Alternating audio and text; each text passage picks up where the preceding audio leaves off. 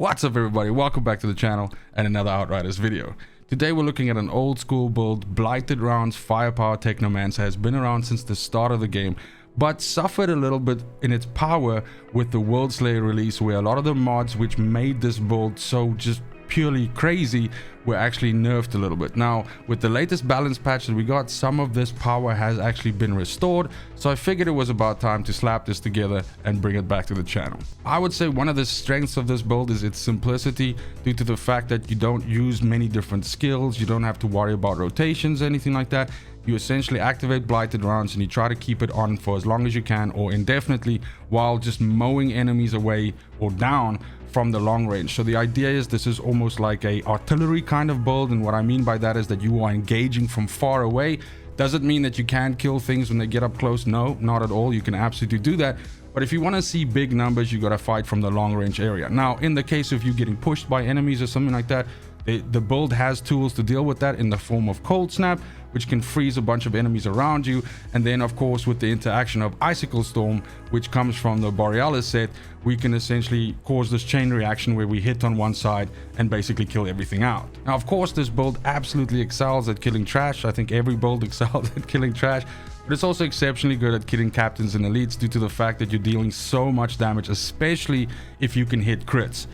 Now, does this build lose some of its power if you're not critting consistently? Yes, for sure. It is absolutely a build that rewards good aim, good crit shots, and we have a bunch of mods that actually capitalize off of that by increasing your damage when you hit those crit shots.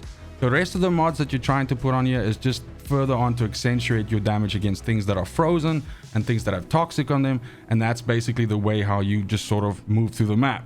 Now when it comes to red bar enemies, like for instance the second arbiter in Trials, you have to make one small change, which actually it's two small changes in the build, which I will also detail. And so it makes sense for you to have one piece of extra gear, which I will explain to you what that piece of gear is, with just a small change, or at least something that works for me, which then helps me, as you can see in the footage, to be able to kill the second arbiter with ease as well. So when it comes to the actual build itself, and please ignore my transmog, this is using Borealis 3-piece. That is definitely the best legendary armor, or legendary set bonus rather, that you can have for this kind of Blighted Round setup. So we'll look at the weapon first, then we'll talk about the armor and the mods on there. We'll talk about the skills that you have to use. We'll look at the class tree, we'll talk about the PAX choices, and I can make some recommendations on what you should pick with the Ascension tree. Now specifically when it comes to the weapon, your secondary weapon and your pistol don't really matter, because you're not going to be switching to them, because you want to switch on Blighted Rounds and then essentially just keep Blighted Rounds on your weapon as you move from the beginning of the expo to the end of the expo, or the beginning of the trials until the end of the trials. So what you need is a really good primary weapon, and you really cannot make a mistake with a tactical assault rifle, like for instance the Inferno Seed here. Now I would consider this probably for me a guard role in this slot. I know that there are versions of this build that can consider perhaps using double guns, using LMGs or anything like that. But if you really want to be hitting those insane crits and you really want to be getting the massive damage numbers, then you can't go wrong with a tactical assault rifle. Now, this particular Inferno Seed rolls with Wrath of Moloch on it, which gives you critical hits, causes an explosion, which inflicts burn on enemies around them, and that's on a 3-second cooldown. And then on my Apocalypse slot, I got Ultimate Freezing Bullets, which means that with this weapon, I'm able to cause burn, I'm able to cause freeze, and because I have Blighted Rounds on, I'm able to cause toxic. So that's 3 statuses that I can access with just shooting with this gun. Now we have Dark Sacrifice on here as well, which was actually buffed quite significantly, I would say, with the latest balance patch. So this has actually brought some power back to this, and this is one of the areas where this build is affected. Now originally I recorded all of the footage and everything for this build before that patch landed, and I contemplated just releasing it like that with a few notes, but after having tested it again in the last 2 days, you can really see the difference here, and the kill speed on enemies and all of that, and just the overall power of the build is a lot more than what it was before the patch. So I definitely thought it was a good idea to re-record and everything like that and highlight this again. So what you are looking for also on your weapon that is good is you want to have crit damage as well, which this has of course, so that when you are actually hitting those crits, you are dealing far more damage. And then of course long range damage and status power is always good, because we have some mods that benefit us off status power, but status power is also good for us due to all of the statuses we put on enemy. It makes freeze last longer, it makes toxic tick for more, and all of that. So status is a very important stat for us. And when we get over to the armor itself, as mentioned, this is 3-piece Borealis, and actually the 3 pieces that I'm using here is the legs, the hands, and the boots. Now, specifically on the head here, I've got bonus firepower, status power, and long range damage, which I consider to be the best 3 substats on this build. So if you're looking for specific substats, that's what you should be trying to get. And then we have dum-dum bullets on here, which is more assault weapon damage, because of course we are using assault weapons. So if you're using an LMG or double gun or anything like that, you will still benefit from this assault weapon damage. So always good to pick. Now, we have Bloodlust on here as well. Is Bloodlust a necessity? No. I think Sharp Eye is definitely a necessity, but if you can get both of them on there without losing access to some of the other mods that we have on here, that's great. But any additional damage that you can get from critical shots is fantastic. And again, this just accentuates the point that you should be landing crits whenever you can. And we have Euthanize on here, which gets us 16% more damage against enemies afflicted by Toxic. And because we're afflicting everything with Blighted Rounds, or hitting everything with Blighted Rounds, we're going to be dealing this more damage. Then on the chest piece itself, I have bonus firepower, cooldown reduction, and long range damage. Again, yes, status would have been great, but in the case of this is the Plague Sower's Coat. I really struggled to get a good Borealis chest piece with a good Apocalypse mod, and in the end I decided to go with this, because this actually rolled with Icicle Storm, which is what I'm looking for on the chest piece of the Borealis, but also this rolled it in the Apocalypse slot, which then allowed me to manipulate the other 2 mods to get what I wanted. Now we have To the Bone on here, which says that when Blighted Rounds is activated, this actually increases your anomaly damage, not power, anomaly damage by 15%. And this is just an overall additional damage multiplier to any damage that you deal of the anomaly variety. So this is just going to boost a whole bunch of the things that you do with this build, and To the Bone is really good here. Radical Therapy is another way for us to deal more damage against Toxic. Everything that we shoot, the minute we shoot it, it gets Toxic on it. Or in the case of us throwing a Blighted Turret out, when that Blighted Turret shoots them, then they're also Toxic, and then we're going to benefit from this additional damage. Icicle Storm, of course, as I just mentioned, actually comes on the Borealis chest. And what that does is it modifies Cold Snap, that when you kill something that's frozen by Cold Snap, that explodes and deals a certain amount of damage in an area around it. Now, if you freeze a bunch of enemies together, you can often cause a deadly cascade all the way through there by hitting enemies on the one side or whatever, and then the explosions will ricochet through and basically kill everything. So this is a build that primarily excels at dealing pinpoint damage, so you're looking for ways that you can also deal AoE damage, and this is one of the best ways for you to clear out groups. Now the pants itself is the first piece of Borealis, and maybe now's a good time for us to discuss the Borealis Monarch set bonus. So this of course says it increases damage on frozen enemies by 50%. This is also critical hit damage is increased by 10% for all party members for 8 seconds after Cold Snap usage. Now that's not that big a deal, but the 50% additional damage to frozen is pretty big. Now we have Captain Hunter on here because of course we want to be dealing as much damage as possible to captains, elites, bosses, and all of that. Trash just fold like lawn chairs to this build, but definitely with the more chunkier enemies you want to help out yourself as much as you can. We have freezing boost on here because the 2 main statuses which we cause is we cause frozen and we cause toxic. So we want to be front loading as much damage as we can onto those 2 statuses, and freezing boost helps us here. Virulent Compound is like a mini version of Captain Hunter, like Captain Hunter Light, and this also just deals 10% more damage against elites, bosses, champions that are afflicted by Toxic or Blightfire. Now we don't have a way of causing Blightfire with this build, but we absolutely have a way of causing Toxic. And of course those elites, when they die, they explode for a small amount of damage. This is really not a lot, but actually then spreads this virulent compound status over to other enemies as well, which is pretty good. Then we have the gloves, where we have Shatter on, which is just more damage against frozen or freeze. And then we have Splash Boost on here, which is a mod for Blighted Rounds, which when you shoot enemies with Blighted Rounds, it causes a small AoE explosion that spreads Toxic to all the enemies around there. And what Splash Boost does is it increases the radius of that splash, which is again a good way for you to... This build is exceptionally good at pinpoint killing stuff, but what you have to try and do is give yourself an advantage where you don't have to literally shoot at every single enemy one by one to kill them.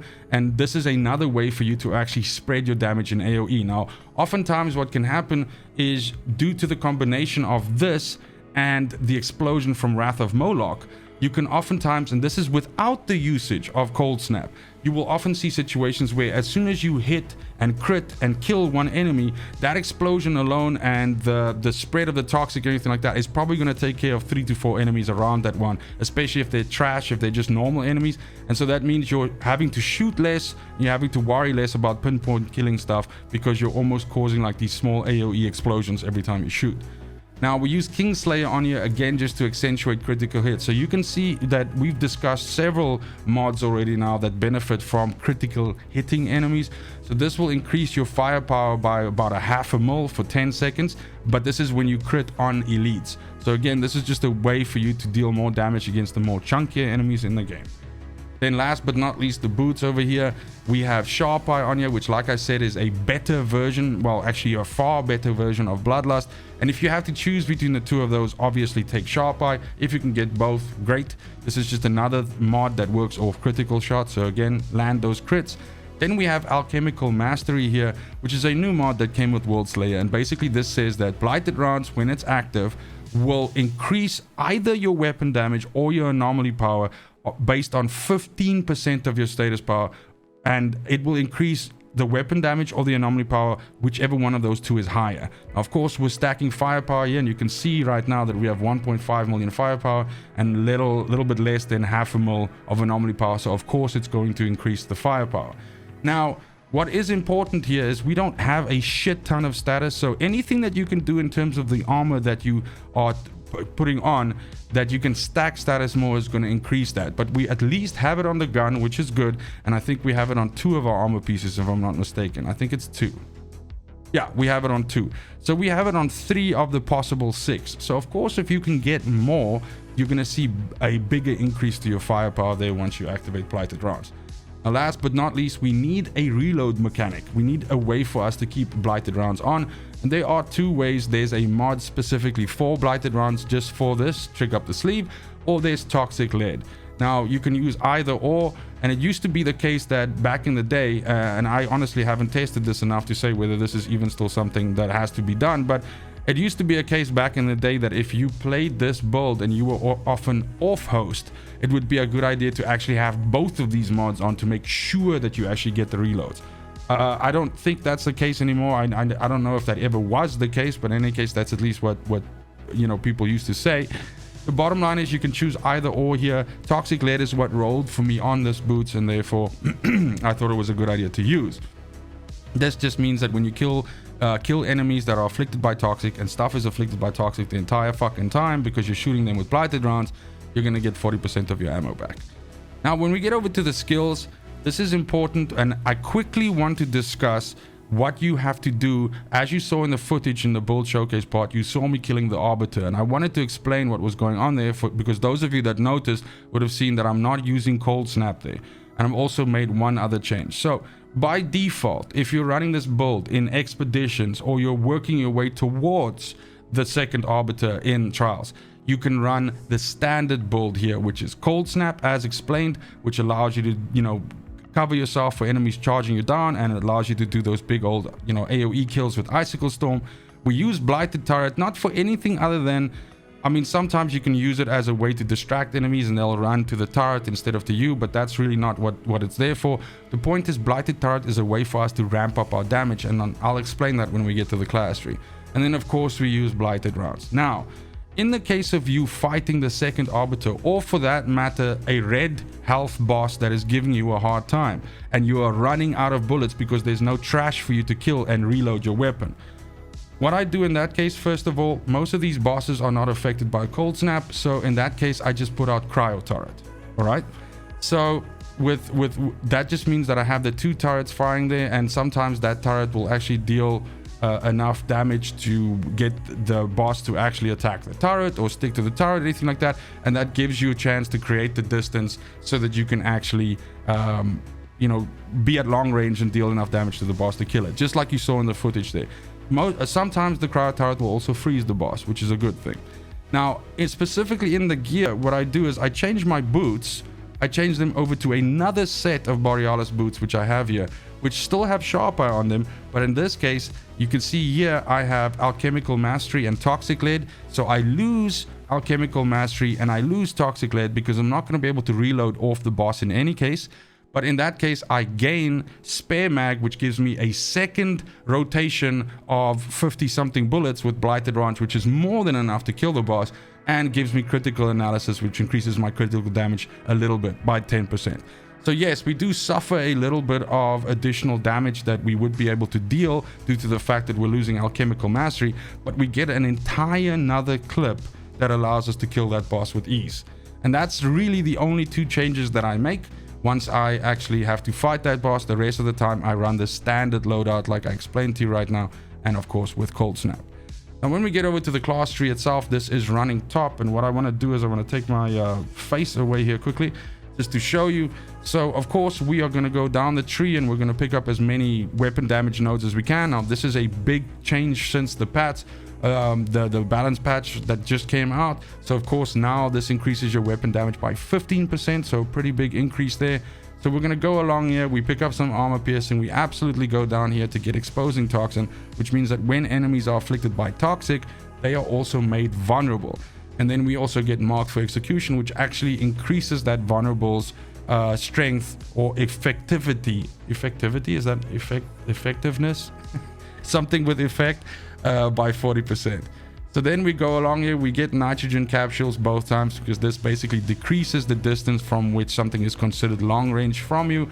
It means that you can shoot stuff which are a little bit closer to you and the game will still consider that as long range. That's basically it. Now, before I believe there was close range is up until 12 meters, I think.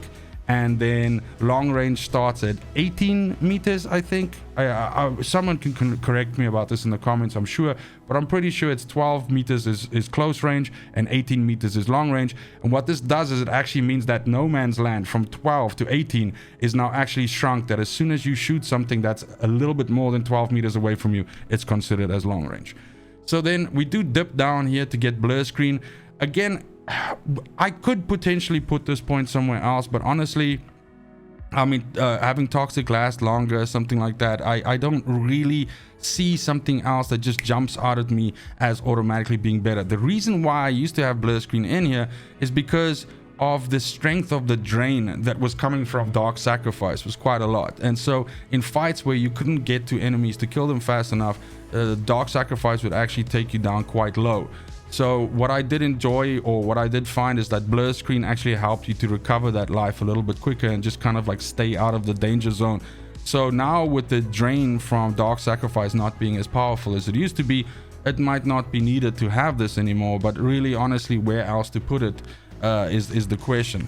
Of course, we pick up additional damage to toxic here. We do get ourselves Assault Master, which is 20% more damage with assault weapons, which we of course use. We go along the top here, we have assault damage additional there. We get ourselves some more armor piercing. We get two sides of power, which means that we take 10% more damage from all sources, but we also deal 10% more damage. We get ourselves Sharpshooter, which increases our long range weapon damage. We get UT14 clips, which gives us a bigger mag size. And with this, as well as what you can choose for yourself in the Ascension tree, you can actually get up to about 54, 56 rounds in one clip, which is a hell of a lot, and actually means that you don't have to be as scared about going buck wild with the build and with the shooting, and that you'll get your bullets back. And then last but not least, of course, we get Empowering Antenna. And this is what I meant when I said that you're using your Blighted turret to actually enhance your damage. And that's because every time when you throw out your Blighted turret, this increases your weapon damage for you and your allies by 30% for 8 seconds. Now you'll notice that your Blighted turret has a cooldown of 3.5 seconds, which means that if you are diligent about this, you can always have this buff available or on. So when we get over to the PAX tree itself, I'm going to keep the camera off for a little while longer while we look at these points here. Of course, we want to be picking up Initial Striker, which says that activating skills increases your anomaly power or firepower by 10% for 5 seconds, depending on which one of them is higher. Of course, our firepower is higher, so we're going to get the bonus there.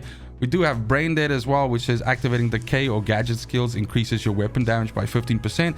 Now, your Blighted Turret is also a gadget skill, so that's also going, every time when you toss that out and you get the empowering antenna buff, you're also going to get this buff. Then Painkiller over here says damaging an enemy grants you 2% health regeneration for 3 seconds, and this stacks up to 2 times. This really just helps you to deal with the drain that you're experiencing from your weapon over here that you're getting from Dark Sacrifice, and also helps you to ramp up your healing against, you know, lots of enemies. So as long as you keep shooting, as long as you keep killing, you basically can always stay up. Now, we do have Permanence on here, which says that inflicting toxic on an enemy has a 100% chance to inflict a random additional status. So this means that when you start shooting stuff with Blighted, sometimes you'll set them on fire as well. Sometimes you'll cause them to slow. There's lots of other different statuses that you can also throw onto them, and that can of course happen there. And then last but not least, the reason why we are trying to throw all these statuses onto enemies is that we can see the benefit from Dissection. Now, Dissection says that you deal 5% more damage to enemies for every status inflicted on them. So basically what that means, right, is just straight off the rip, when we open fire on an enemy and we hit them with this gun, we're going to infect toxic on them, right, which is going to proc and give them another status. So that's 2 already. We're also going to freeze them. So that's 3. And then if you crit on them as well, then Wrath of Moloch is also going to activate, and that's going to give you burn, which is 4. So straight off the rip, you are spinning up like 20% additional damage on enemies, and that's all coming from Dissection. Now, last but surely not least, when we look at the Ascension Point, generally speaking, what you want to be doing is you want to be focusing on down here for additional damage, but your first 10 points should absolutely go to anomaly damage. That's just because anomaly damage is just additional damage on the top. It's an additional multiplier for damage, and this is going to make all of the anomaly damage that you deal, which is basically all the stuff that comes from your statuses and all of that, that's just going to make those things tick and deal more damage as well. Then you want to be picking up things like, you know, additional weapon damage, additional long range damage is good. If you're struggling with survivability and you need a little bit more weapon leech or a little bit more life leech, that's also good here. Armor pierce is good as well. And then of course cooldown reduction, additional damage to elites, bigger magazine size, all of these are great. These two over here actually enhance your critical damage as well as your critical chance. And then what you could also do, if you have the spare points, is you could start putting some into status power here, which is just going to enhance all those statuses that you put onto enemies. You can maybe have some skill leech here as well.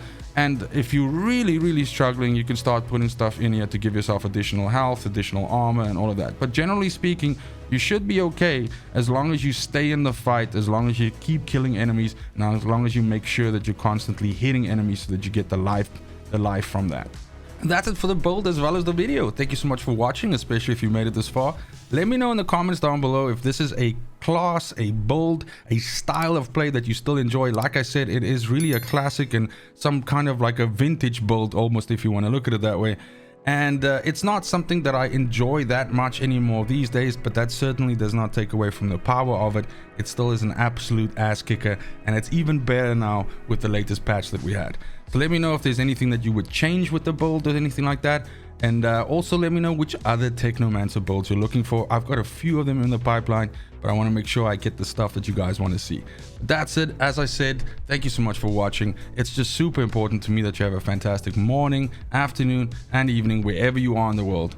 And until next video, fucking cheers. They want the best of me now, best of me now, best of me now, best of me. They want the best of me now, best of me now, best of me now, best of me. They want the best of me.